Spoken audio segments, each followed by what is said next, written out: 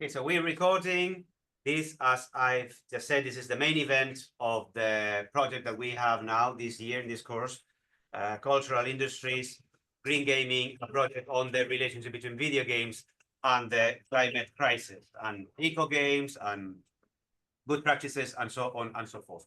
Today we have a seminar that's going to be split in two parts, one with the experts and one with you, who are slowly becoming the experts on the regional environment, on the regional side of this very problem. I hope that you are going to make a very good impression. I'm very sure that your draft is going to make a very good impression on our guests. But first, we will spend some time listening to four leading experts in this topic, on eco games and the whole area or whole connection between the climate crisis and video games. Just repeating things for the people in the back of the class. First, we will have Joost Raessens, who is full professor and chair of media theory at Utrecht University, and the project coordinator of the Horizon Europe project strategies, which is another leading project on this topic. He's one of the editors of this beautiful big book, Eco Games. And in this book, we also have Mateo Terrasa as an author who is doing leading research. I think it's very bold and innovative research on the representation of animals, animal agency. I think the paper is about to come out, on animal agency. You are an author in this book, in Eco Games, and you are also here in Espejos Rotos, Broken Mirrors, a compilation of texts on dystopia and the inter-crisis society between the 2008 crisis, and Oliver will tell us about this surely, but I don't know which is the last crisis in this period because we are getting new crises every day.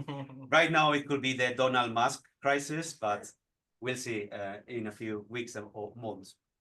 So Mateo comes from Valencia, Universidad Católica de Valencia. He's a PhD in video games, in game studies, specialized in on difficulty in video games.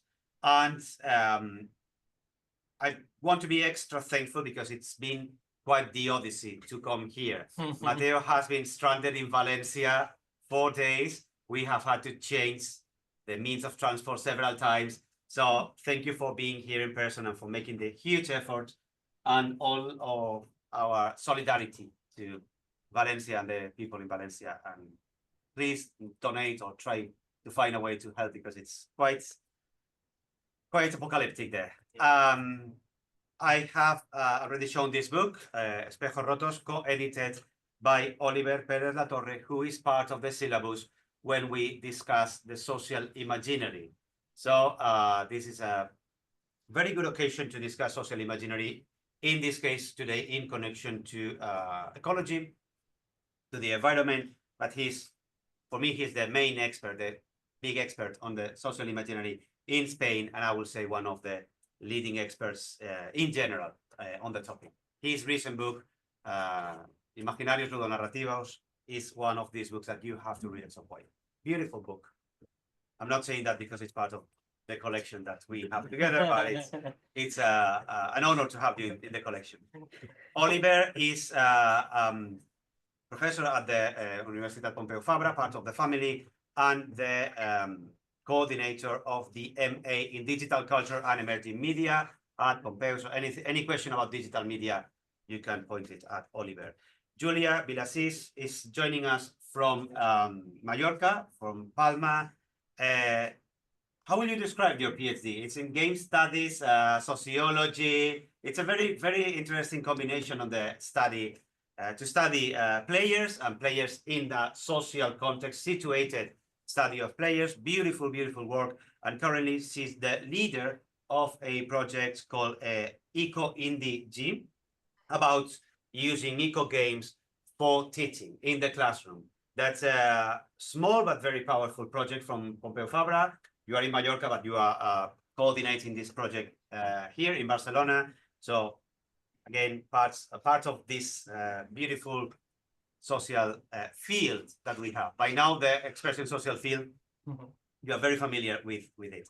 So we will listen to these amazing voices for 20, 25 minutes each. Take your time. I will be here with my stopwatch. You don't need to. This is not a conference. If you run over time, I'm not going to kick you out of the stage. I'm not going to close the Zoom, but we will have 4 presentations. And after that, we will have, can you please open the door? It's open. Okay, super. We will have some time for Q&A. I don't want to be the one asking questions. You can meet me and you have me here every week. You are bored of listening to me. Try to pose questions to the experts. Try to have some conversation, because the more you talk to them face to face, even if it's virtually, the more you are going to use this knowledge that you are going to have direct access today. So 4 presentations, Q&A, then maybe we will have a short break, 5 minutes break, go for a coffee. When we come back, we will have we will turn the class around. This is some kind of new pedagogy, which is quite popular, not flipped classroom or something like that.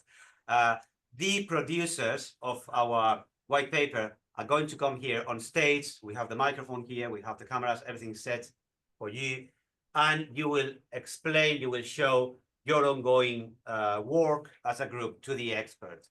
Keep in mind that this is not a final document. We all know that this is just a work in progress, that this is a draft. So you don't need to feel this pressure of presenting a final version of your work, but it will be good to give a general impression, a full picture of where you are, and you can be honest about the problems that you are facing, because I've been advising you, but now you have 4 experts that can give you feedback. So if you have any question, if you have any problem, you can pose it as a question for the experts, and we will have some time after that for the feedback. I don't think we will be using the 4 hours, but you know that the class is until 7, and we have planned for it to be from 3 to 7. So don't rush, okay? Present it at your own pace, pose questions, make it honest, make it deep, and enjoy. I think this is I'm super happy because the class has taken the challenge I pose with a let's say happy spirit, and you have been working more than I expected. The Discord is constantly on fire. I just arrived from a conference yesterday at midnight, and keeping up with the Discord this week has been quite a challenge. I have enjoyed it, but it's been quite a challenge. So I'm happy to see that you are also active in this work that we have. So now I have presented everything. I think the structure is clear, the seminar is clear. We are going to give the virtual floor to the first expert, Joost Raessens. Again, one of the leading, or maybe for me, especially on the European environment, the leading, not only expert activist on eco games. And we are very excited to have you here, Joost, even if it's virtually. Looking forward to everything you are going to show, which is taking a look at the slides. A lot of information, take notes, but you will have this recorded. So try to pay attention and listen. And if you miss anything, you will have the recording later. So thank you all very much. Thank you, Joost. The floor is yours. Okay, thank you so much. First of all, can you hear me and can you see the PowerPoint? Yes. Okay, then I would like to start with 2 remarks. You can, of course, share my PowerPoint. Then you don't have to write everything down. And maybe some good news, if you see me shouting and screaming and jumping, our right-wing government is about to fall. So let's hope for the best that this will happen the coming 4 hours. So if you see me like this, then it actually happened. But let's start with my presentation. I have 20 minutes, so I will start my stopwatch as well. Let me see. Now the PowerPoint, if everything works well, is it going? It is somehow not working quite as it should be. Let me see if I can do it like this. No, it is not. We were seeing it all right before. Yeah, you saw it right? You see it like this? It's not full screen, but we see it. But before that, it was full screen. Okay, let me see if I can then go back to it. Maybe it's only here. Yeah, perfect. Yeah? Yeah. Okay, sorry. So this is what I would like to do in the coming 20 minutes. I will introduce our strategies project and refer to how it all began. We already started this working on this 4 or 5 years ago with our Green Media Studies initiative, and it ended up with our Eco Games book being published in January, while the project started in February. 2 new important partners, the Sustainable Games Alliance and the United Nations Environment Programme, the UNEP, and I will explain a bit how this works in our research. My own research within Eco Games, and it might sound a bit strange, is on AI and XR. I will explain. And then I will give 2 examples of Dutch gaming companies that work with AI and XR. Okay, so as you can see here, Strategies is funded by the European Union on the one hand and co-funded by the UK, and that is because the UK at this very moment, as you all know, is not part of the European Union. So they cannot officially get money from the EU. And Strategy stands for Sustainable Transition for Europe's Game Industries. It started last February, and it's a 4-year project. And we received 4 million euros to basically to do 2 different things. On the one hand, what they call the material turn, to focus on greening Europe's game industries. So we look at production, distribution, and consumption. Maybe you have discussed this. Scope 1, 2, and 3. Scope 1 is basically what a game company, the footprint of a game company. 2 is what, if they buy in energy, for example, to be working with. And Scope 3 is, of course, the way that gamers themselves, the energy use they have. So it's basically focusing on how to get a good idea of the carbon footprint, developing carbon counting tools, and recycling and that kind of stuff. And the second one, inspire environmental action through what the United Nations calls green activations in games. So that's basically game design focus. So how can we design games in such a way, and I will show a slide about that, that we actually are able to change people's green identity, so to say. Interesting, I think, is this is a 4 million euro project, but it's part of a cluster, and the cluster is called Culture and Creative Industries for a Sustainable Climate Transition. 3 of them are already started. 3 of them will start in a couple of weeks. So that means that we will have 6 basically big consortia working in Europe to green, so to say, the culture and creative industries. And we have a budget together with 24 million euros. So I think we can really do a good thing the coming years. And you can find all the information in the links, and you can click on them themselves when the PowerPoint is being distributed. These are our partners at the moment, the partners where we started with. So together with Utrecht, I am the project coordinator with 5 other universities, NGOs, as you see, game developing companies. So for example, the carbon counting stuff is what we do with these gaming companies. So as a kind of an example how to do it. And it's interesting, I think, to show you, and you could also have a look at it, how it all began, because such a project does not just start from one day to the other. We started 5 years ago with what we call the Green Media Studies Initiative. And we were and are still convinced that how people think about environmental issues, and if we would like to impact those people, popular media culture is a good starting point. So within our Green Media Studies Initiative, we focus on games and VR, but also on TikTok, Instagram, social media. As you can see with the link Green Media Studies. And we also started the Green Mediography. That's basically a database where you can find all these examples of games and social media and TikTok, and their short descriptions, how they are linked to the Sustainable Development Goals. And everyone who participates in this project gets such a website page as you see here. So these are my 8, because I'm teaching this course, but I also had to do it myself. So as you can see here, there are a couple of VR installations like Spacebus and Tree and Symbiosis, film, a game like Collapses. So it's rather broad. So we started rather broad, and I think that it's important not to isolate games, but to have a look at games and VR within the whole popular media culture ecosystem. Now we started working, as was already mentioned, 4 years ago, also on this book, Eco Games. And you had a look at it, so probably I will not tell you something new when we say that we wanted to give a complete overview of possible logically distinguishable factors. So we focus on games for change, as we call them, that focus on today's challenges. We have in the second part future worlds, imaginaries of a future world.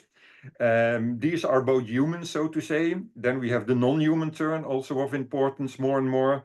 These are all gaming, and that then is opposite to part 4, the critical game and critical metagaming practices. And that's what you see here in more detail. For example, future worlds in that part, as you may have read the chapters, how to envision climate futures, science fiction between utopia and dystopia. We have in part 3 focusing, for example, on non-human actors and agencies that play an important role in games such as The Last of Us or Flowers, as you will probably know, and also critical metagaming practices like game making and modding and gaming industry, in-game photography. And that was a bit our claim, also a bit for fun, of course, to basically claim that this is an overview that basically covers everything that you could logically do in the field of eco gaming. And I myself, I was always interested in today's challenges, what we call games for change. And I think this is, maybe you will have seen this table, and I think this is a really important page in our book, because in a project we did before this one, it was called Playful Identities, and we did a research also from a philosophical perspective. What does it mean to want or to be able to strengthen or change people's identity? And according to philosophical anthropology, identity consists basically of 3 important parts. It's what people know, how they feel, and how they act. That is according to classical philosophy. So the basic dimensions of our human experience. And of course, because imagination infrastructures are so important right now, and also with the work of a colleague of ours, Joost in Utrecht, we said, well, imagining would possibly be a 4th element of this identity issue.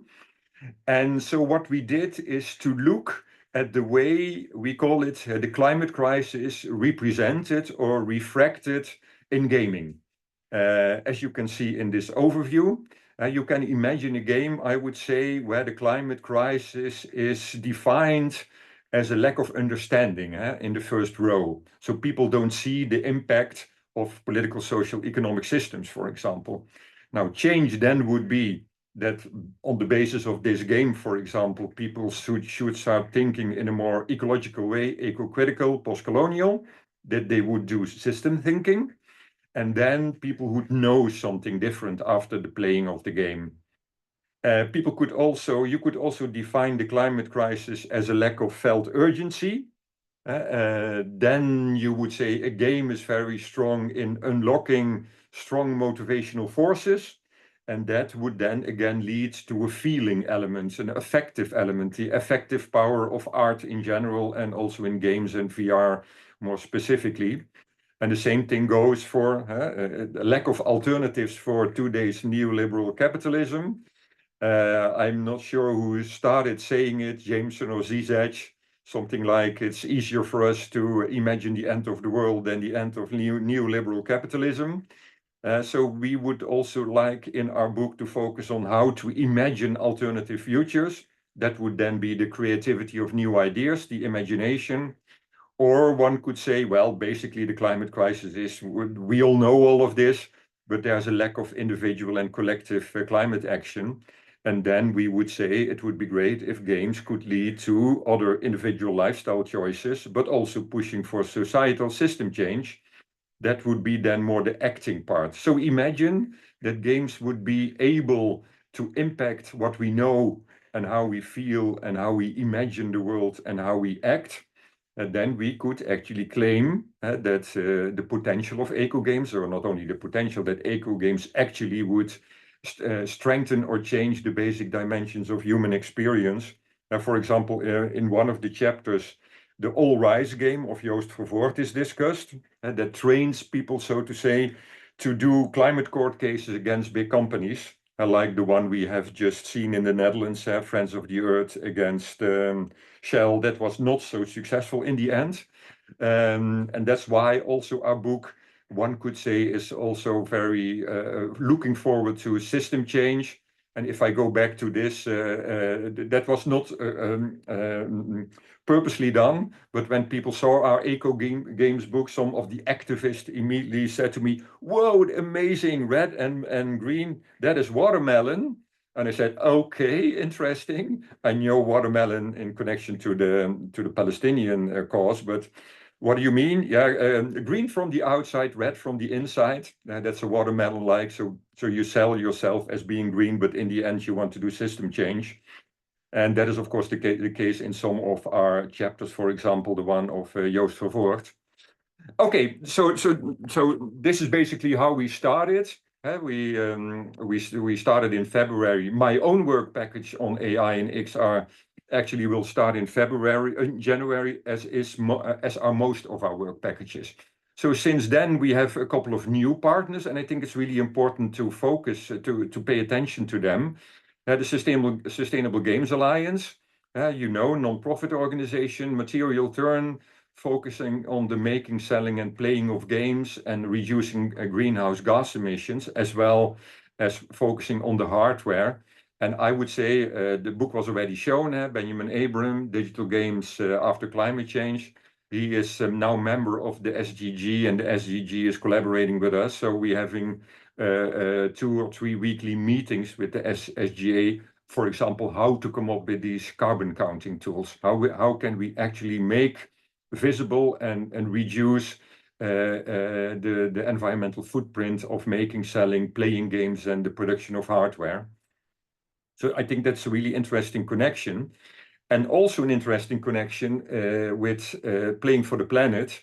And we were already, so to say, chasing the Playing for the Planet for a couple of years, but they are not easy to be in touch with. I went to the United Nations a couple of times, also to Games for Change in New York, and there are programs, collaborations between Playing for the Planet and Games for Change. And they basically want to do a bit the same thing. And if you actually want to know about the carbon complexities, most of the time referred to in that carbon counting tools, then you can read this report of United Nations, Untangling the Carbon Complexities of the Video Gaming Industry. That is really also for us a really important report. So we met a couple of weeks ago with Lisa Pak, project lead, so to see how we can actually set up such a collaboration. And they are doing green game jams, as you may know. They just finished one, an industry game jam. They collaborate with big industry partners, and they stimulate game designers of those big companies to activate people by incorporating what they call green activations. And they have a reach of 100 million players a year. So that's quite an amount of players. And from September on next year, they will also start doing a university or a student game jam. So we will collaborate to have input for these training of these game designers. Carbon calculator tools we're focusing on engines and platforms. For example, the Xbox Sustainability Toolkit. There are a lot of these kinds of toolkits. And for example, Xbox claims that if we are able to actually do this, then we have a reach of 3.1 billion players worldwide, the global gaming community, and we will do sustainable marketing.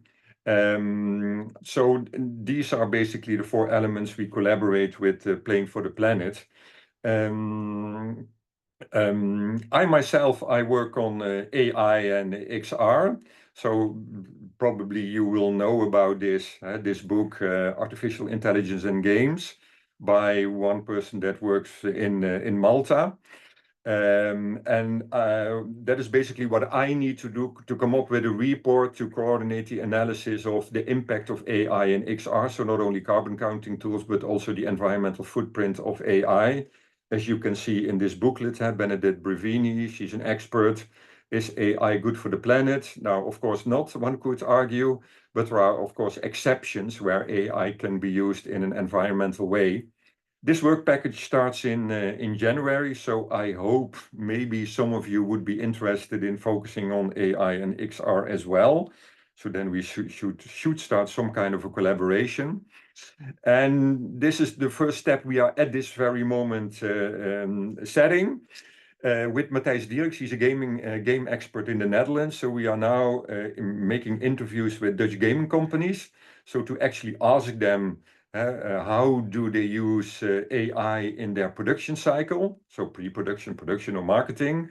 What specific tasks are being addressed by AI? For example, creating narratives or in-game textual content.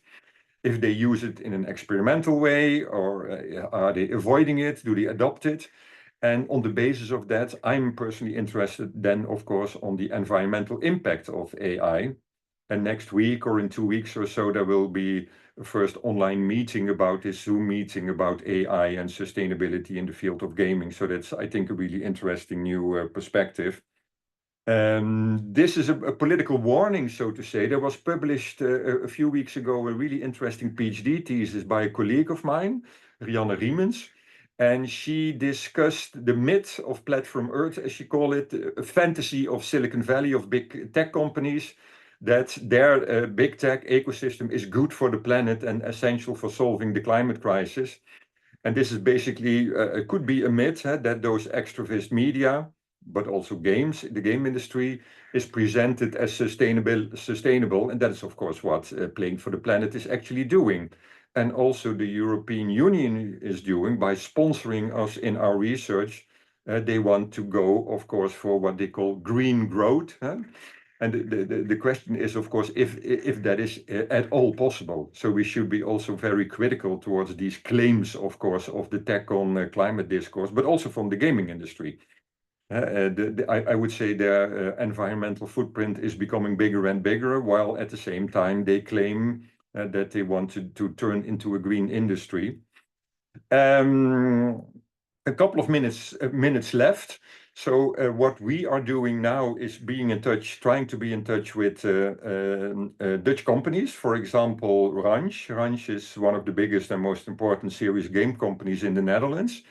And together with the National Science Foundation in the USA, they developed this game, Phantomverse, diving into AI and ocean exploration. And players are citizen scientists, and they train, so to say, AI by reviewing and tagging images of ocean animals. So basically, on the basis of what players are doing, they train AI to enable AI to do it themselves. And what I already mentioned before, knowing, feeling, imagining, and acting, that's a really important 4 elements of eco-identity. So while playing this game, they learn a lot, knowing it's awe-inspiring, it's an overwhelming feeling. And these are images that I took myself when we were diving with my kids in the Great Barrier Reef. And it's, of course, an amazing experience. So this is a kind of an experience you get by playing this game. You imagine how the ocean does look like, because a big part is unknown. We know more of the moon surface than of the ocean. And in the end, they act, they labeling deep sea life, they improving biodiversity. So via the playing of these games, people are actually contributing to something. And the same thing goes here. That's one of the examples I'm working on right now. That's the space bus. The space bus is really a bus, as you can see here on a trailer. You enter, and there you have these VR installations. While watching VR, you are launched to the moon. You circle the moon. You go to you circle the Earth. You go to the moon, and you look back to the moon. And then you have the so-called overview effect. I will show one last slide about this. We visited the École Internationale de Genève in June to actually do this with international students, that they would actually experience this overview effect. And the big advantage here is that before and after there's a whole training program. So via VR, kids are becoming ambassadors of planet Earth. So 1 minute to go. 2 minutes maybe. You might be surprised that we are doing this within a game perspective. But as you know, probably Roger Calois, men playing games, mimicry as one of the 4 important elements of gaming, playing a part, the player is someone else than himself. That is basically the case when you're an astronaut. So this is a form of mimicry gaming, I would say, at least according to Roger Calois. And it's this is a bit the background. During the Apollo 8 missions, maybe you know about this. The Earthrise picture was taken. For the first time, people were able to see the planet Earth from a distance. And then there is a so-called overview effect, that you feel responsible, that you feel kinship with all Earthlings, human as well as non-human, because you see the vulnerability of the Earth from a distance. And research shows that it is actually the case. So we are able to track and to inspire 10,000s of kids a year. And it's all for free. Schools in Europe can ask the space bus to come over, and they will do that, and they have whole educational programs in different European languages. So these are basically 2, I would say, examples of AI and VR that we are working on. Knowing, feeling, imagining, and acting as well here. So people know about climate change, know about the planet, they imagine a planetary society without borders. And the most interesting part, because we were in the Ecolin school, already in 48, with the start of just after the start of international education, and Marie-Thérèse Moret, she said, put children into contact with one image of the whole world, regardless of borders, for example, in the form of a globe, 48. And this is basically exactly what, of course, the Space Bus is trying to do. And my chapter about this will be published in this book that will be out in a couple of months, because the Ecolint exists for 100 years now. So the title of my chapter is Do Educational Techniques for Global Ecological Citizenship Exist? Yeah, Eco Games, for example, the book you all have read, but also Green VR, just like the one I just mentioned, the Space Bus experience. And that's it. Thank you so much.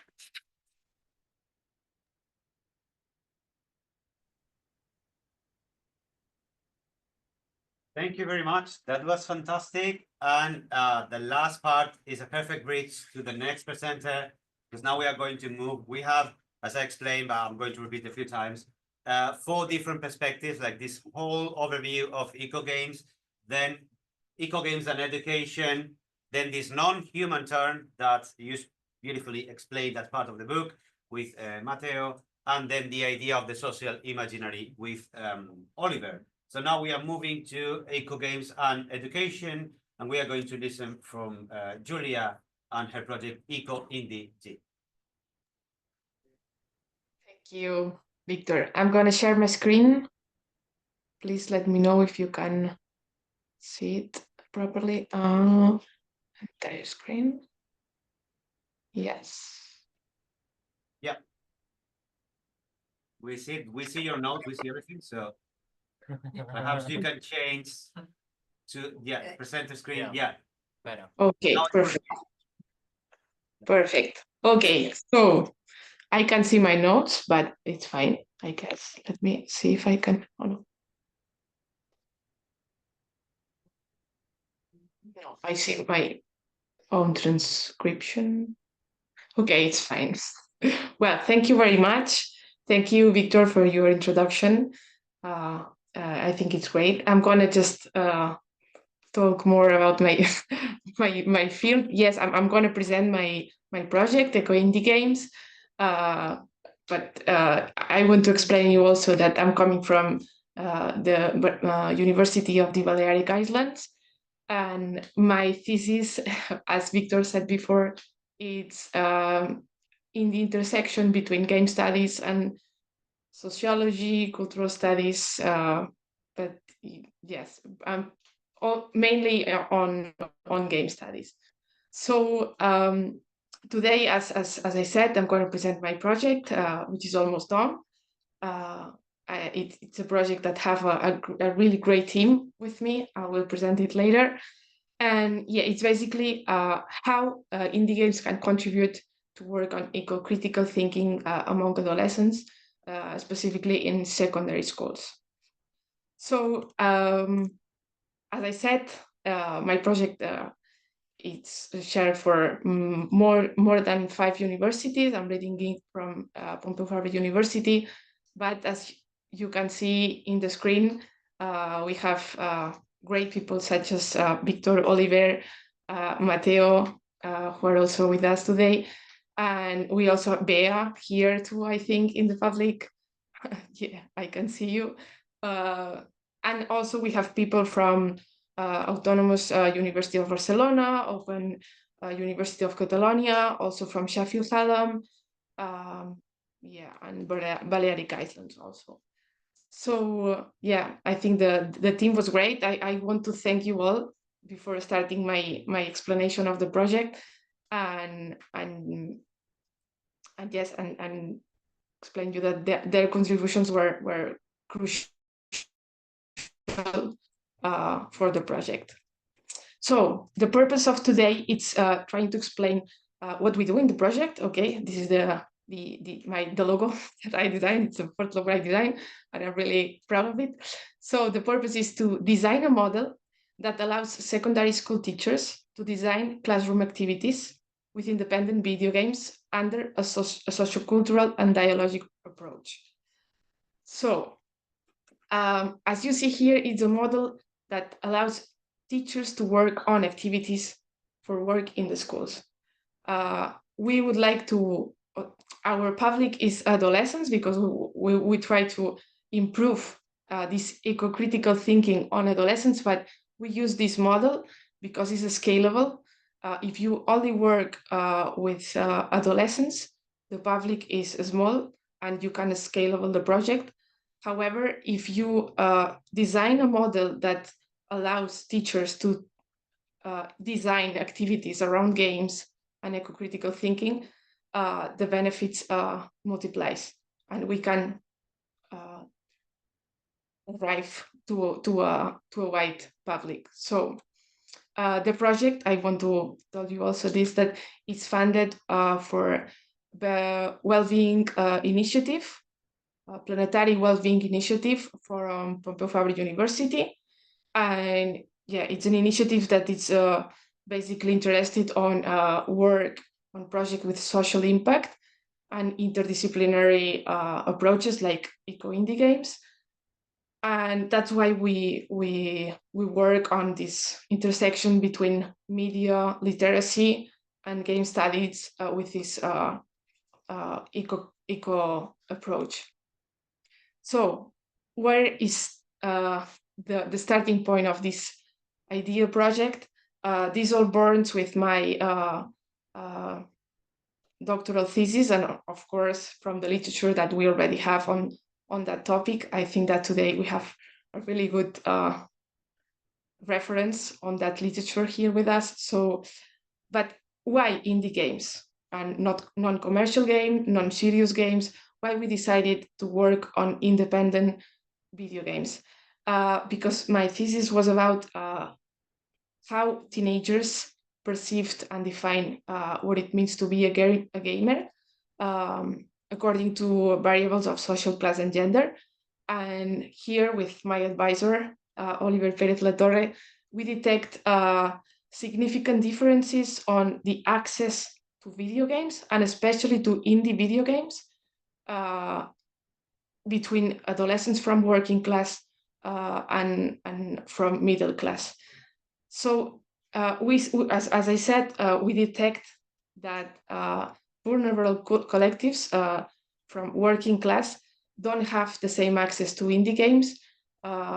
This impacts on their gaming routines, but also on the perception that they have around the industry and around their own routines playing video games, and the opinion about working with the industry, and also the knowledge that they know actually about the traditional professional paths that video games have the possibility to work on it, right? So this is the idea that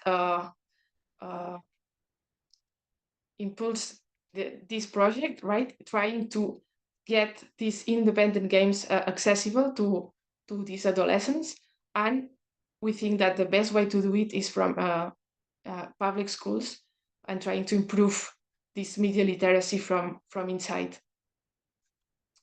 So what are our theoretical principles to focus on this project? First of all, we try to avoid all that game-based learning and gamification approaches, and we take the work of Paul G as a reference, understanding the importance of a sociocultural and dialogic approach to the use of games in education. So games are more an excuse to talk about, for instance, climate change, or another concepts that we think that are important, empathy, social issues, among others. So we took this approach to talk about games, and in this case indie games, like more as an excuse, and to trying to open this gaming culture to working class collectives. We also did that from this eco-critical thinking perspective, taking the concept that Eichmann proposed about sustainability. Sustainability understood as an intersection of inequalities, considering this interrelation of layers of inequalities on country, origin, social class, age, gender, etc., and trying also to fusion all that theoretical perspective with the work of Avram and Jayman. I'm not sure if I'm pronouncing well the names, I'm sorry, but I think they are correct. They propose this post-anthropocentric approach and perspective, trying to analyze these eco issues that we are facing nowadays. And also they focus the importance to analyze the representation or the role of the environment to do so. So we just fusion all that perspectives in one, and we create a model to select games that can be potential to be used in schools to promote this eco-critical thinking. We will see later with our sample. And finally, we also take in account this videoludic divide that I told you before, considering this accessibility as a way to take in mind the resources that the schools may need for using these games. Also the difficulty, trying to avoid this hardcore gamer idea, etc. I will tell you, I will explain you later more about that. So here is the sample, considering this intersection between this post-anthropocentric perspective and the way how we work on the environment as a representation of backdrop, resource, or an antagonist, and a text. You can see here that we propose one game from each intersection. The selection was really hard because there are a lot of excellent games that can actually fit on all that categories, but we decided, from considering all that theoretical principles that I explained you before, and also the accessibility that I will tell you later. Today, I will work on Journey as an example to see how to apply this model on classroom activities for adolescents. But we work on all that games to try to create these activities. So these are also the criteria that we use for the selection of games. We take into account the price, of course, and because it's a handicap for schools, especially the public ones. The platform diversity, also for these accessibility possibilities that we can offer to schools if they want to use it in a classroom. The pay, of course, because we really need that if we want to get into schools. The difficulty, okay, trying to moving away from this idea of a hardcore gamer, and also taking into account that a teacher can have really different profiles in one single classroom. We can have people that plays a lot, or people that never play at all, or even don't know games or how to play with a console, for instance. So we try to choose games that don't be difficult in that sense, and also attractive, because we really need to get this access in a really smooth way for all that kind of profiles. And also for a thing that it's really important for teachers, and considering that the time it's a precious resource in education, we really need to choose games that are possible to create these dialogues and debates on eco things issues in the early moments of the game. Okay, because we don't have the time to play like 40 hours in a game just for doing a couple of activities. So this was the process that we use for creating these activities. We take classical textual analysis models to create a proposal textual analysis of that games. We use references such as Clara Fernandez Vara, as you probably know. Also the project of Héroes de la Crisis from Oliver Pérez, and also the references of Victor Navarro for these classical approaches in the textual analysis of that games. And we simplify that model that we create especially for analyzing these games in order to create like some kind of table that was accessible for teachers. So here we cross these three pillars of the analysis, focus on character, narrative wall, and plot of that games. And we use the proposal that Playing Emotions project have on creating 5 activities, one before the game, 3 during the game, and 1 when we finish the game. Okay, so the fusion of these 2 proposals get on our final model. Here you can see, the result of that model. We have 1 activity before the game that we dedicated to talk about gaming culture in general, with things like authorship, industry issues, even the definition of indie label, and the sociological dialogues that we can create around games to introduce the activities that we will be doing after that. The activities 2, 3, and 4 are dedicated during the game. The first one is focused on characters, the second one on the narrative wall, and the third one on the plot. That is the 3 pillars that Oliver proposed to analyze that games, and is a way of simplify this textual analysis to an educative approach. And finally, the 5th activity after the game that is more focused on this game design and creativity that we can do after all that process. So I'm going to take Journey as an example to see how apply this model, and which type of activities can we do from this socio-cultural and dialogic approach that we are talking about today. The first activity that we think about, it was before starting playing, and we have to ask 3 fundamental things: when, what, and how. Okay, so when. After introducing the director, the studio, and the context in which the game was developed and realized, etc., we can talk about all that activity that is around AI and copyright. So what is the objective of this first activity that we think?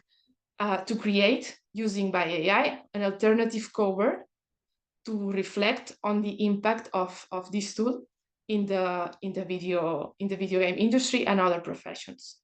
So around this activity, the things that we really need to, the intention that we have is presenting this type of questions, right? Debate around this type of questions, which is the environmental impact of AI. Who is the author of the cover that you make with an AI, and what is the impact of AI in the gaming industry? So with these excuses of talking about the game and creating this alternative cover, we can talk about AI and copyright and issues that probably affects now and the future of gaming industry. After that, the second activity that is already in the first stages of the game, but with the game started, the objective is dedicated to the character and is building an alternative biography for the protagonist. Okay, we think on that activity because when we start the game, you probably know about Journey, but you are in the middle of the desert and you are with the character that you see here in the screen. And the thing is that we want to create a debate about what is this character? Is real? It's imaginary? It's human? It's not human? And try to make an alternative biography like the one that I'm sharing here with you. The protagonist of the story is a girl born in a remote village in sub-Saharan Africa since she's a child, blah, blah, blah, blah. The thing is that we want to try to make thing there the adolescents about the possibility that game offers just in the beginning, and try to imagine alternative biographies and talking about all that anthropocentric thing that we have here with this protagonist. The second one, the three, and the second during the game is this photographic reportage that we think that is a really good excuse to talk about the scenarios that Journey offers especially during the first stage of the game. Okay, the game happens in a desert, then in a snowy mountain. So we have this extreme weather that can be a really good excuse to compare real scenarios or real places of Earth, actually, and try to plan these kind of questions and debates around, for instance, could it take place in a Mediterranean territory like ours? I'm coming from Mallorca, so the thing is, can we compare the situation of Journey, or we can see similarities with landscapes that we have surround us, no? And try to connect this with all the consequences of climate change. The fourth activity, it's my favorite. It's a card game that we designed. When can we launch this activity? It's actually quite flexible, but it could be in some kind of end of level or with the end of a highlight of the game. Okay, and the objectives is that each student have 4 random cards, one of each variable: country, climate, context, and social class, economy, with the intention of generating hypothetical situations of birth and outreaching by reflecting on change and life conditions, no? How this randomness can affect our life. So the questions that can be asked here is, and it's also connected with the activity about biography, is how likely do we think a person is to be poor, no, or live with certain conditions? Should our lives depend so much on chance? No, here I think the debate of inequality on Earth on birth conditions is crucial, and it's also connected with this experience that we have all lives that is proposed also in the game of Journey, no? And also here, we have the excuse to connect all this randomness with actual real data, taking database like the one that is in the United Nations webpage, and trying to comment these experiences with real data, like poorness and extreme poverty affecting children around the world. Finally, the first activity, it's after you play the game. You don't have to necessarily finish the game, as we said before, for this time thing that we have on a limitation if we want to work in school. And it's basically it's designing a card game that allows you to recreate the journey experience.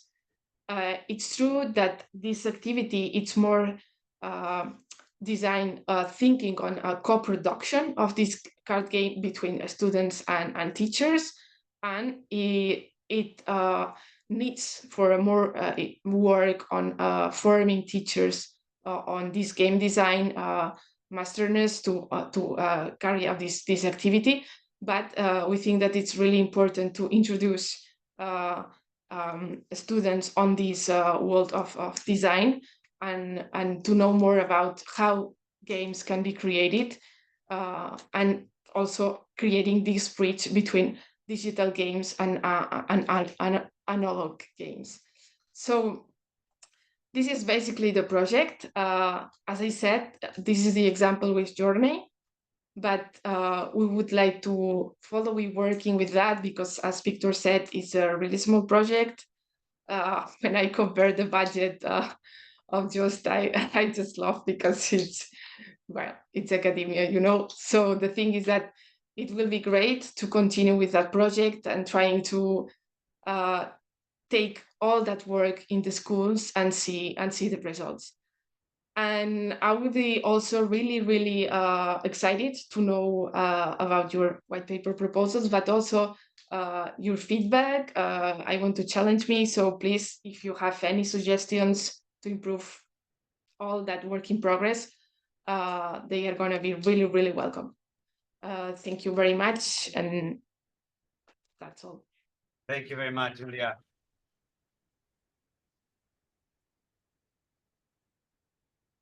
Thank you. The jump between regional budgets and European budgets is Yeah, it's amazing. breathtaking, but everyone can contribute. Yeah. You can make your money sing if you put your mind into it. So now we are going to move to Oliver, who is here in person. Thank you very much, Oliver, for being here. And I'm going to share Oliver's presentation with the Zoom call, so you can see it and we can record it. So give me a minute.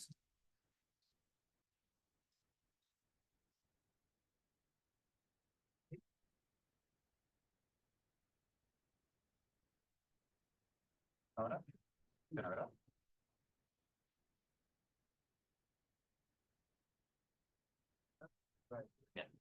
Okay, so now we move to Oliver. I'm gonna try to change the camera. Camera is not. Yeah, it's responding now. Yeah, I'm gonna. Remember the microphone is here, Oliver. Oh, okay. So we need you to. I'm going to force you to come here by me. If you want to sit down, si te quieres sentarte. No, it's okay. But more bien. So now we move on to Oliver, social imaginaries. He has worked on it, on the concept several times. You have a full book on it, and you have this book co-edited with other colleagues that we are also grateful to. They cannot be here, but they are part of this project as well. They should be celebrated. So whenever you want, the floor is yours, Oliver. Okay, thanks. Thank you for the invitation. So yeah, I'm gonna talk a little bit about dystopia, about the dystopian narratives. First question, of course, is why it's interesting to talk about this topic in a seminar like this. And well, let me say to begin that I think that dystopian fiction is a really powerful, or it can be a really powerful narrative genre. It is a narrative. It's a really useful narrative tradition to foster critical thinking about social issues, social problems, including our current ecological and climate related worries, challenges we are facing today. But my first reflection beforehand would be that if we want to use this narrative genre, this narrative tradition, if we want to use its critical potential, first we should understand and we should think critically about it, about how to apply it, so that we can apply it in an intelligent manner, in a manner where properly connected to the challenges we are facing today, and of course asking ourselves how to adapt this, how to use this narrative tradition, how to apply it in a specific narrative medium or ludonarrative medium if you want, as the video game, and well, how to do it intelligent. So let's think a little bit about this narrative genre. What does it mean, this genre, and then try to think about how it can be connected, how it can be adapted to the medium of the video game, and how could we well try alternatives, paths to go off the beaten track, so to speak, as we are trying to imagine well, new dystopias intelligently connected to the challenges we are facing today as a society. So yeah, first of all, a formal definition. This is one of the most used, quoted commonly. It's by Lyman Tower Sargent, who defined dystopian fiction as a non-existent society described in considerable detail and normally located in time and space that the author intended a contemporaneous reader to be as considerably worse than the society in which that reader lives. We are clear, quite functional, and as I said, it's very commonly used in academic papers and books. So yeah, but it's much more than that, right? That's a useful formal definition, but of course we are aware that the dystopian tradition, dystopian fiction is much more than that. In that it's more than a narrative genre. Okay, it's a creative approach to foster critical reflection on about the society of the time, right? As you know, it was popularized as a narrative genre in the 20th century. We have here some covers, some well-known covers by authors like Samyatin, Huxley, Orwell, Atwood. And this is a genre that has been associated with this notion of the depiction of dark horizons, where tensions and worries of present time are dramatized somehow,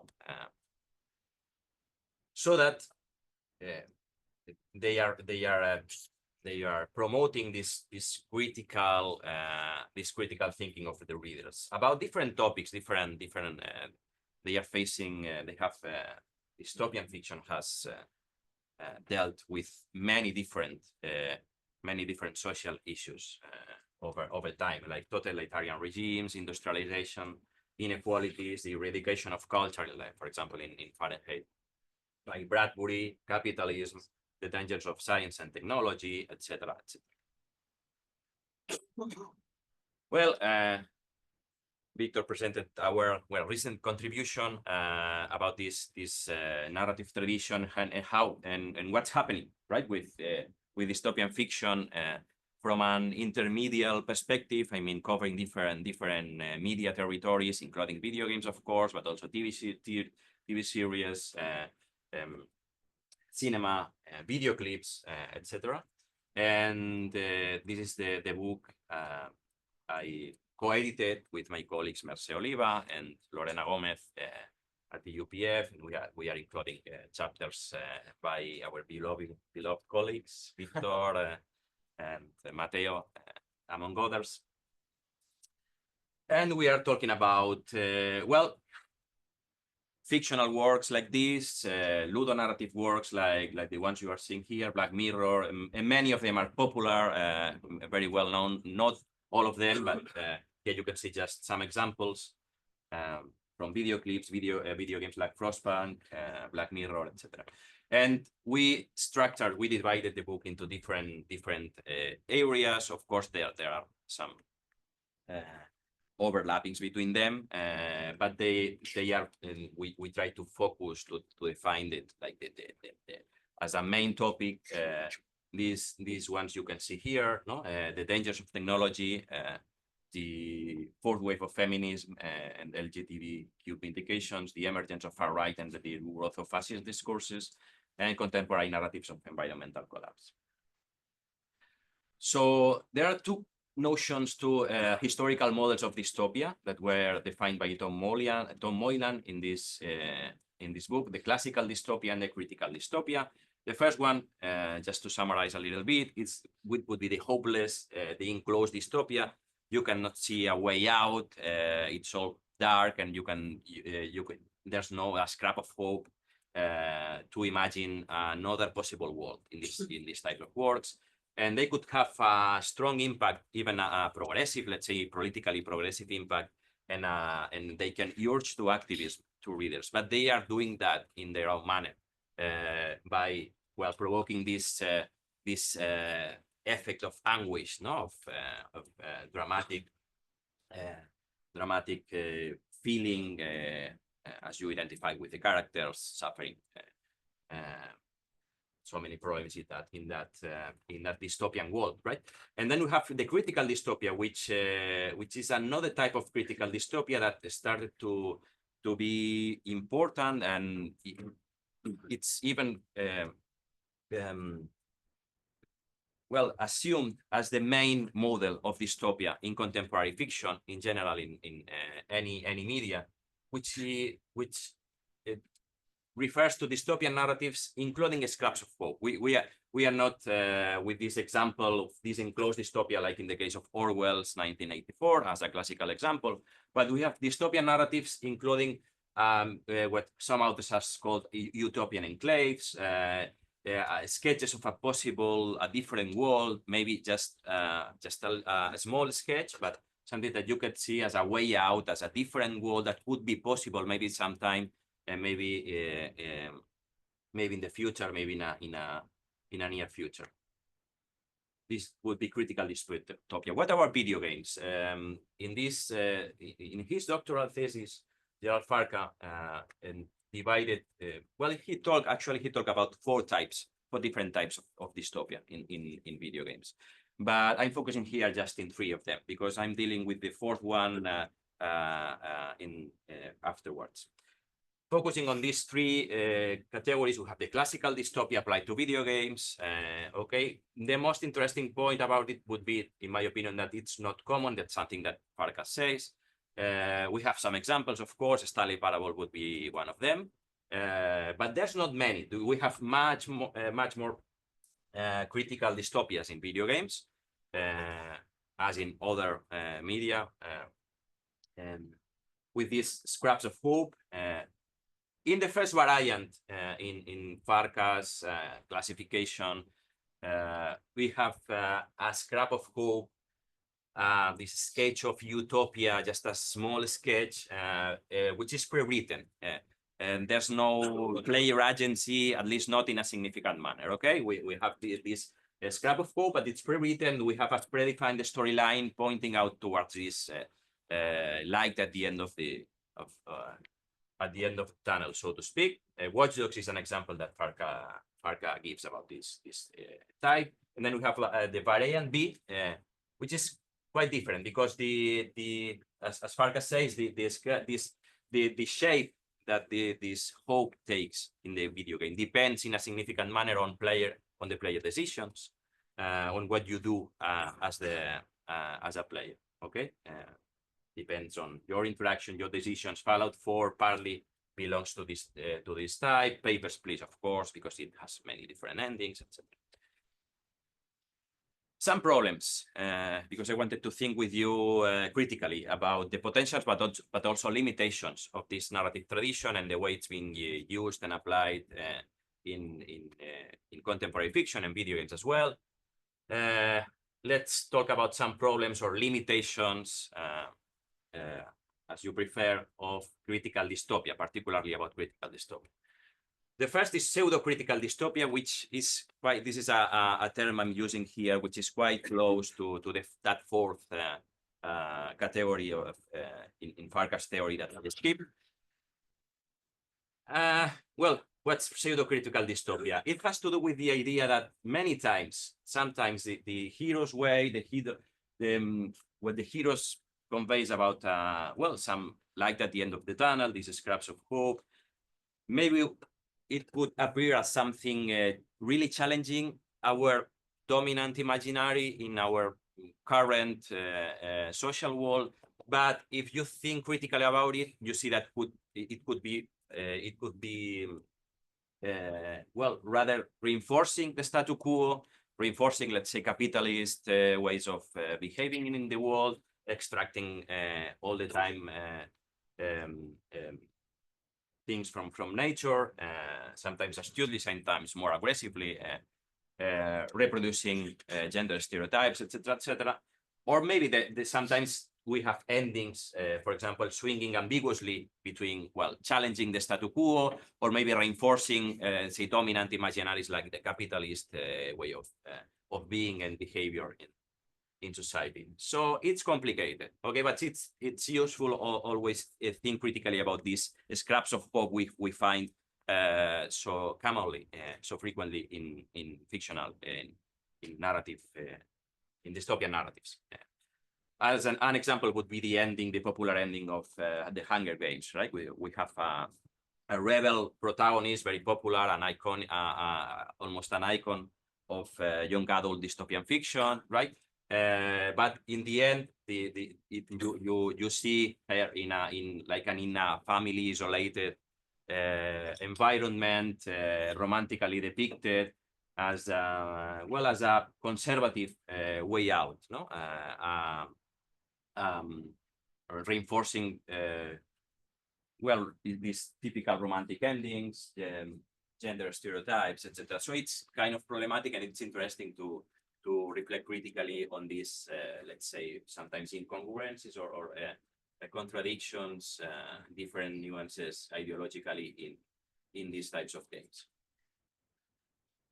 So another problem with critical dystopia is that if we are challenging the dominant imaginary, if challenging the dominant imaginary is so difficult for professional creators, for writers, for game designers, etc., that should be even, well, the same or even more difficult for players, right? So we can hope that players in this variant B, putting the responsibility, so to speak, for looking for a different world in the hands of players, which is okay, it's very interesting, but we must be aware that it's very difficult to be consistent in the manner you are challenging the dominant imaginary, because as Joost pointed out before, there's this motto that we must remember, no? That it's very difficult. It's more difficult to imagine the end of capitalism than to imagining the end of the world, right? So it's very difficult to think differently beyond the boundaries of the dominant imaginary we have we have assumed as citizens of the place we live, contemporary society. More problems regarding the growth. I'm pointing here to the growth, the popularization of post-apocalyptic video games and their narratives related to back to nature, back to the wild discourses, because they could be related to a certain extent, to a reasonable extent, with this idea of the retrotopian drive in contemporary society that sociologists like Zygmunt Bauman have reflected on. So this romanticization of the past, of going back to nature, link it to, justifying resorting to violence in many video games, right? Maybe go back to traditional gender roles, to justify anything as something which is necessary for survival.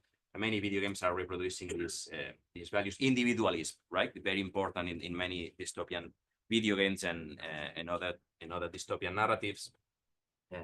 This archetype, this modern archetype of the post-apocalyptic cowboy, no? Additionally, we could think about post-apocalyptic nature and this obsession, so to speak, with survival as a limit of this branch of dystopian fiction, because in other types of dystopian fiction, the question of how to change society is very important. But this question could be significant in post-apocalyptic games and narratives, but survival always takes the center in all the narrative discourse, and maybe these questions about how to change society, which are very interesting in terms of how to imagine together, no? The writer, the reader, the game designer, the player, at least a scrap of a different possible world. It's like it remains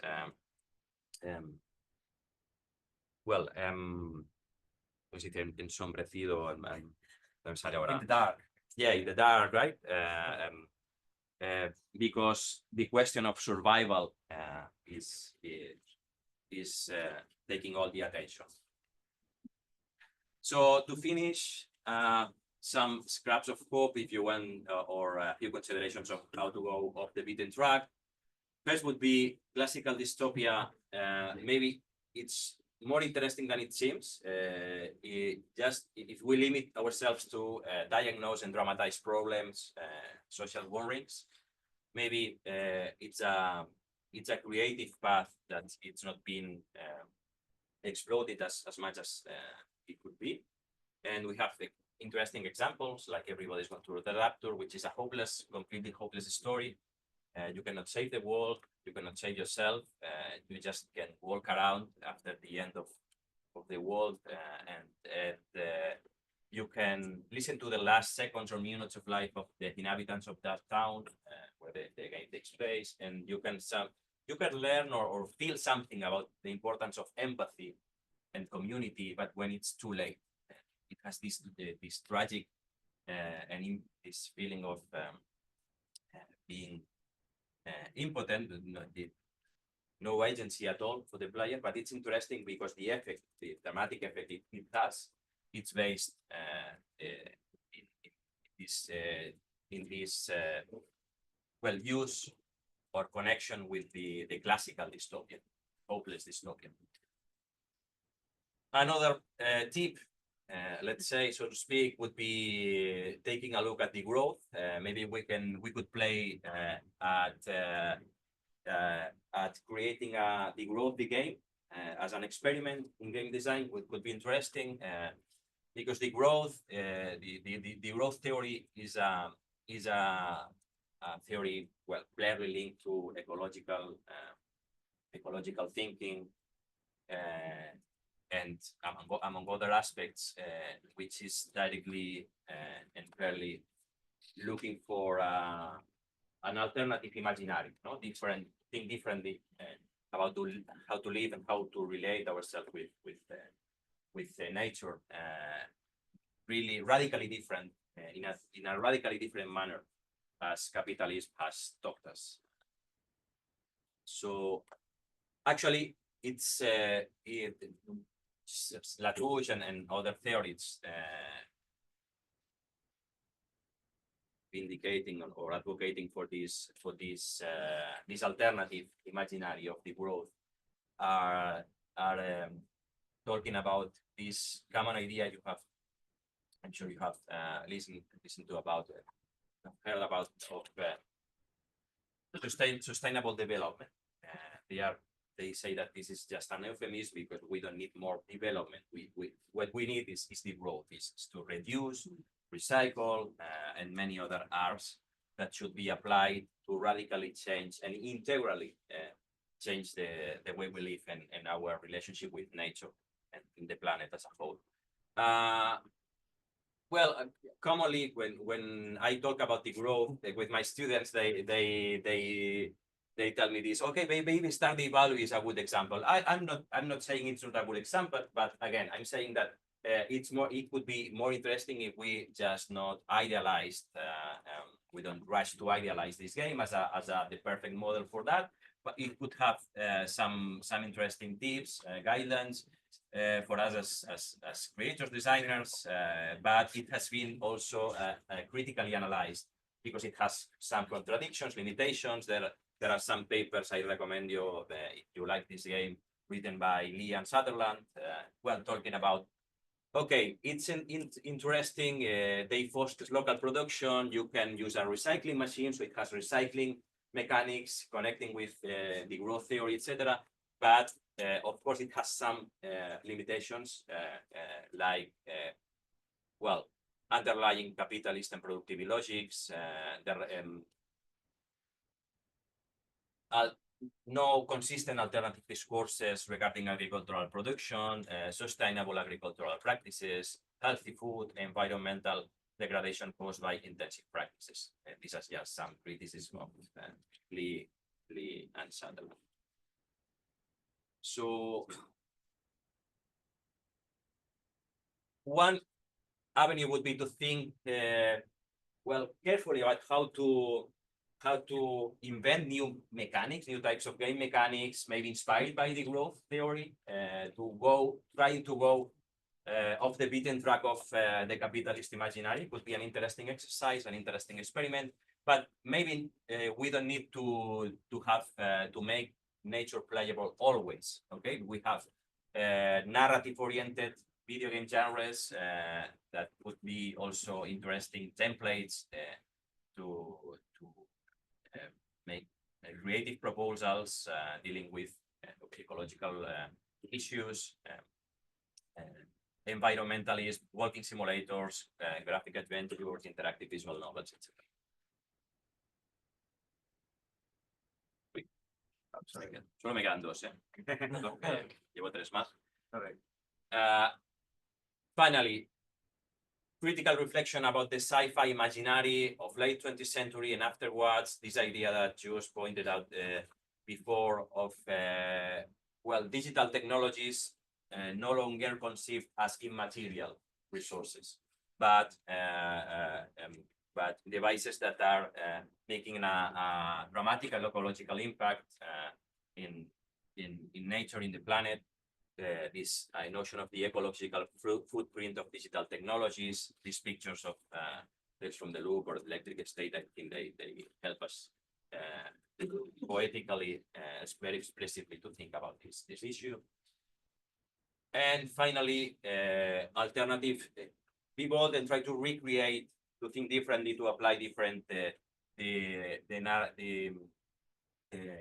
narrative genres like cyberpunk, for example, with this myth of cyberspace and the virtual space disconnected from bodies, from with this immateriality myth, etc. Norco is a good example along these lines because it's like rethinking the cyber contradiction in a post-cyberpunk manner and connecting this idea of the generation of cyberpunk with social issues, the expansion of precariousness, with the erosion of environment, the ecological footprint, etc. So going beyond this myth of technology, cyberspace, and virtual bodies as something immaterial. Okay, on the contrary, connecting this more and more with social and environmental issues. And that would be all. Thank you for your attention.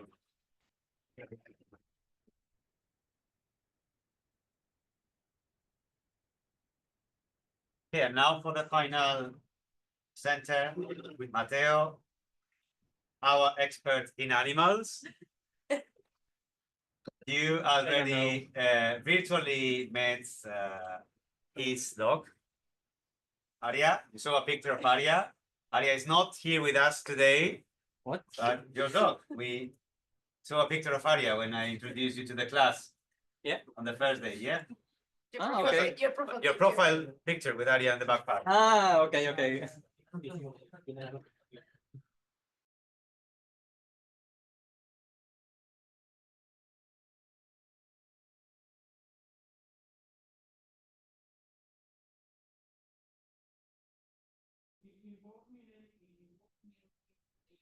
Can you hear something, Joost? Seems like it's frozen, right? I'm not hearing anything, and I see the same image of Yeah. Okay. Yeah, me too. I'm gonna text Victor. Okay, thanks.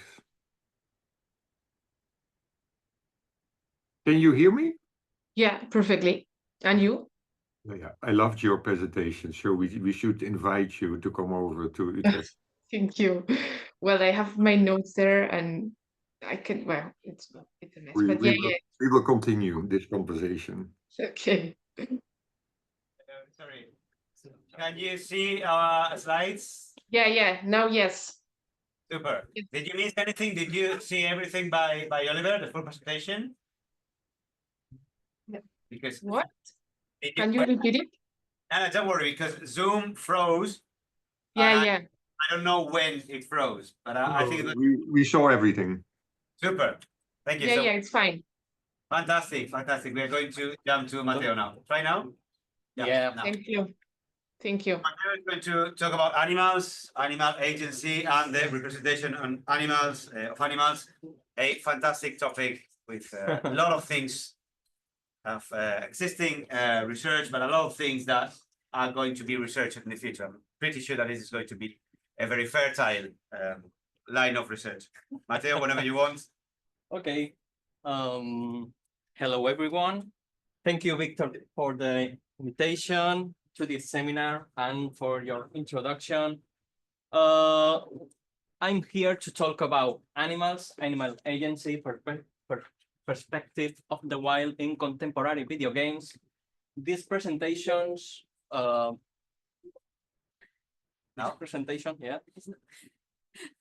is born from a previous research done with my colleagues Alberto Porta and Jordi Montañana.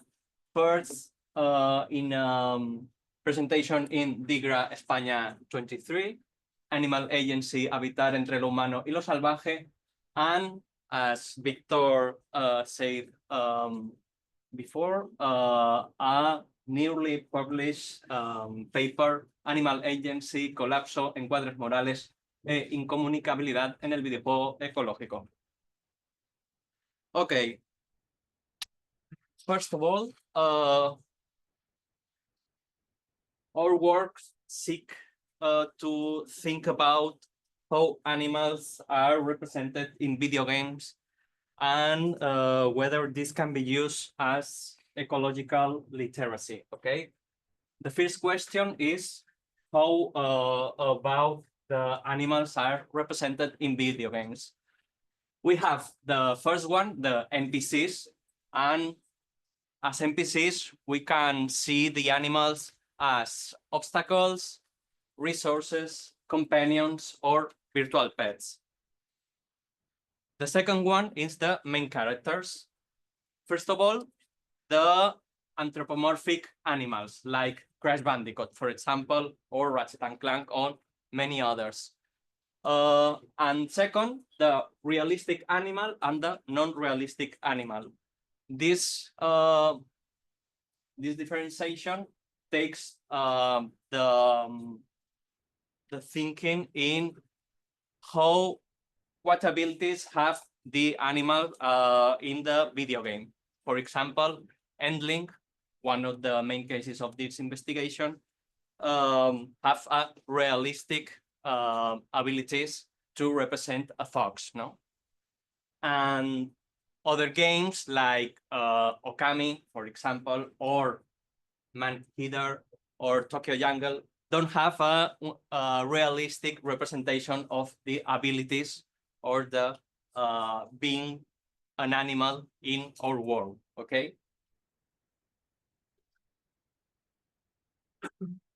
Here are some of the theoretical bases. This research, as I said, is focused on the realistic representation of animals. And for that, we need to think the phenomenological possibilities of being an animal in our world, yeah? A specific animal and how mechanical and artistic interpretation of being that animal has in the video game. Always with a anthropocentric vision, because we don't know how is be an animal, but we can interpret that being in the world. Another thing is that the animals as a representation of nature, and how this representation has been written as eco games. We can think from the animal agency, and this animal agency have three main elements. The first one is the moral decision and ethic behavior. We can see here, for example, how in EndLink we can get close to this man because our union of the loss of our child. No, this man have recently lost his daughter, and we are close to him even when the fox we can think that don't do that actions because is a human and the human is an enemy. And another question, for example, in EndLink is that the trophy, we can get the peaceful instinct trophy. That is, if we can eat another animal. For surviving is a necessity to eat another animal, but if we think with an human ethical thinking, we can see this as a change for changing the world. The second one is the non-offensive mechanics and how that we represent the vulnerability of that animals. Okay, in only one of these games has a moment with offensive mechanics, but in the others we don't have. Even when if we control the goose in Untitled Goose Game, we can we are agent of chaos of the little community. Of in Little Kitty Big City, we can do the humans scramble, okay, or steal this phone, his phones for take photographs. The third one and the last one is the communication. How as animals we can communicate with other humans or other animals. Okay, in all the games we have different perspectives for the communication. And another important point, but not the main one, is how the environment and setting, the tone of the game and the narrative affects to the perspective of the animal agency. For this investigation, we have these 4 games: EndLink, Stray, Little Kitty Big City, and Untitled Goose Game. The first one is EndLink. In EndLink, we can play as a mother fox and indirectly with the 3 cubs of this mother fox. The setting of the game is a more or less contemporary natural setting. Maybe we can think this game as dystopia, but it's near dystopia, okay? Because we can see anything that make us think as a futuristic environment.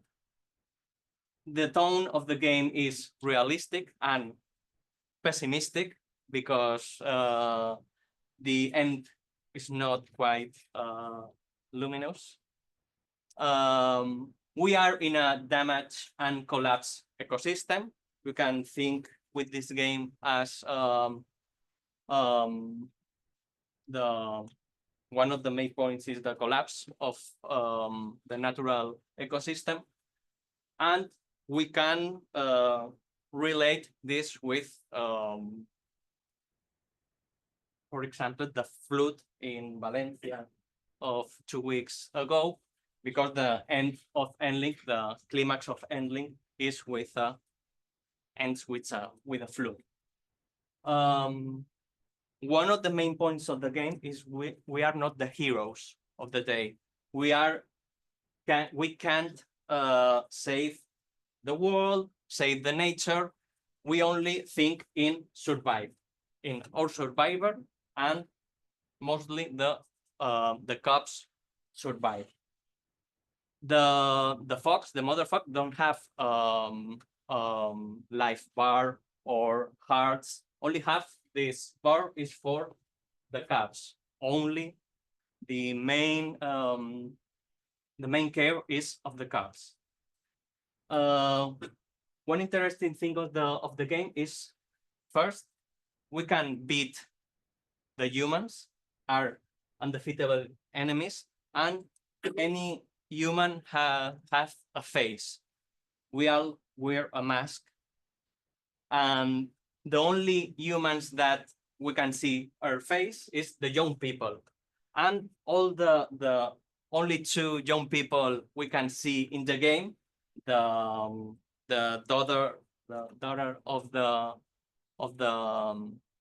hunter, and another boy with a guitar. We can see that as the future, the possibilities of a future, or the best, or the better future of our world, because only with that 2 people, we are the 2 humans, we can have a close relation. With the girl, it's a close relation, imposed close relation, but with the boy is an option. It's an optional relationship.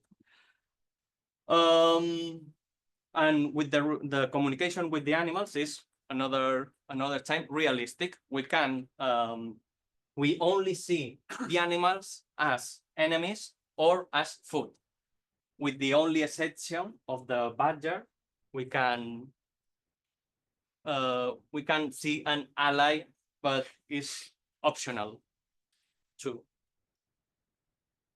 The second case study is a stray. In a stray, we are a cat from the nature, what falls to the underworld, and in the underworld lives a robot society near to collapse.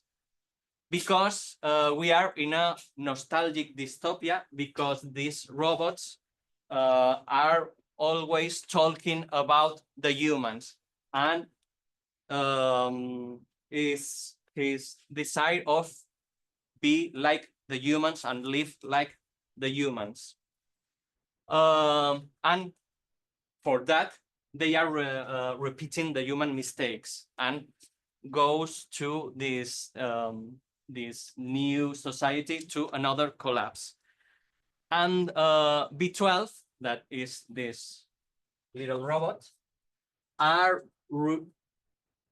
really the true hero of the story, because the cat is a reluctant hero. He is in that place because he falls, but we don't have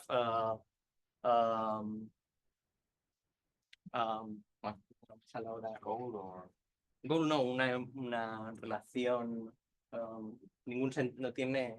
It doesn't have a purpose. Yeah, we don't have the purpose. It's only a cat, and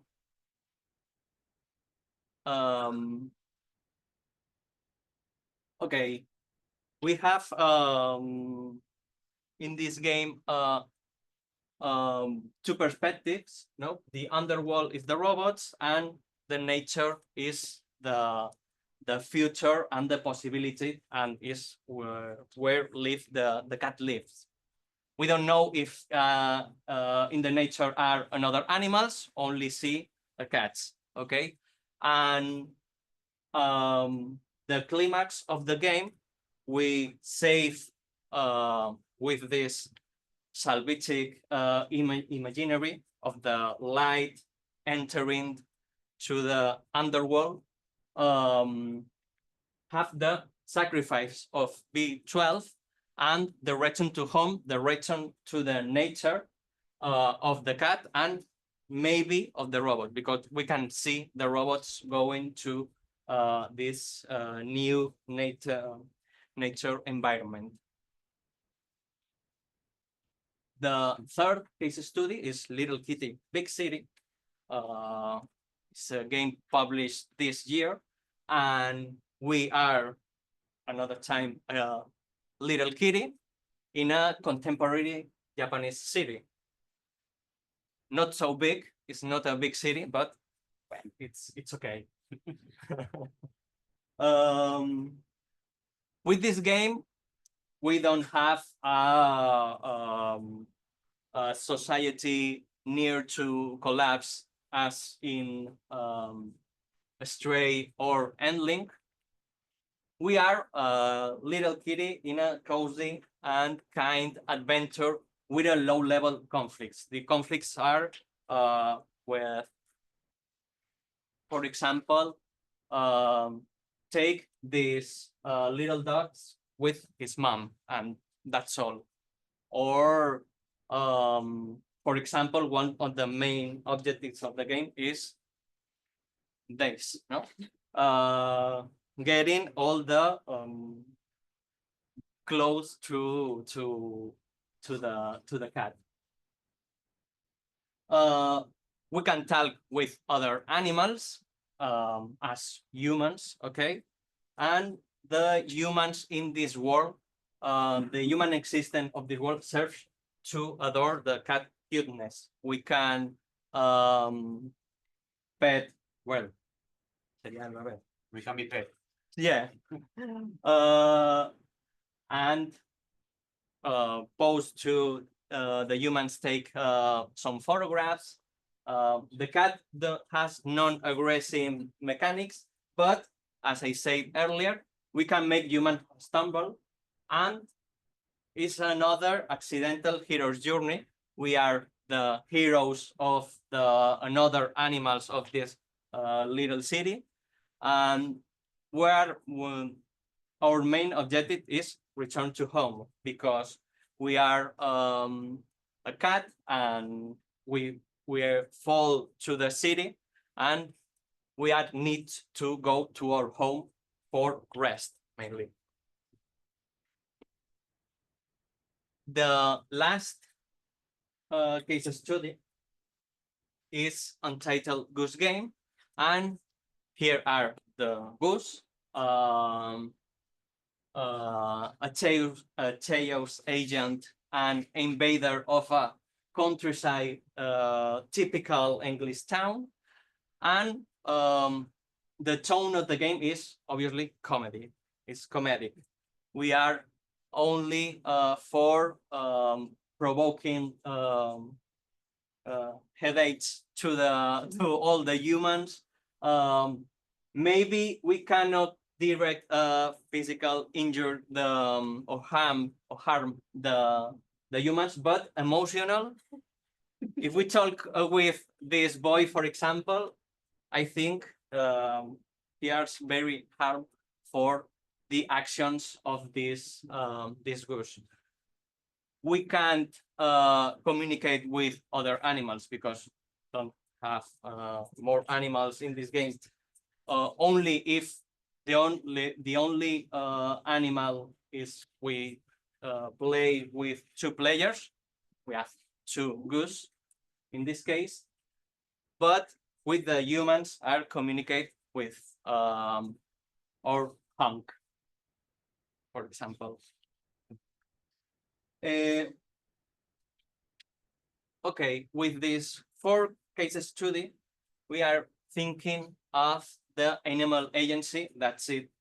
We can do as an animal in a video game, in a virtual environment, and what kind of vision of the world we can read with this image and with this mechanics and with this agency. As I said earlier, the main elements are the non-offensive mechanics, the communication, the limited communication, and the moral and ethics of the game. Also, the setting, narrative, and tone are secondary but important things to think about in this animal agency. And through these elements, we have a critical reading, and we can ask ourselves if these games are eco games. Obviously, I think that maybe this game or this game are not, they not have a critical thinking or are not eco games, but with these first two is clearly we are currently in front of 2 eco games, but first and foremost is this game, no, Endling, because I think the main element we are thinking about that this game as eco game is because we are suffering as a fox for the humans' actions that injure and damage this ecosystem, and we are not have possibility to save the animals. The only end game of the game is if we are lost all the caps, but isn't a possibility if we only have left 1 cup surviving of the game. But spoiler alert, the mother dies at the end. Okay, sorry, because the mother is not the future. As I said earlier, the future are the young ones, the young people, the young animals too. And for me, that's all. Thank you very much.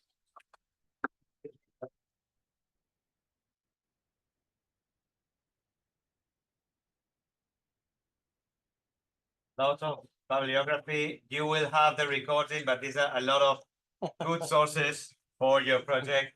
I'm going to stop recording. So from now on, this is just a conversation for the classroom. And I will switch the camera so you can see us a bit.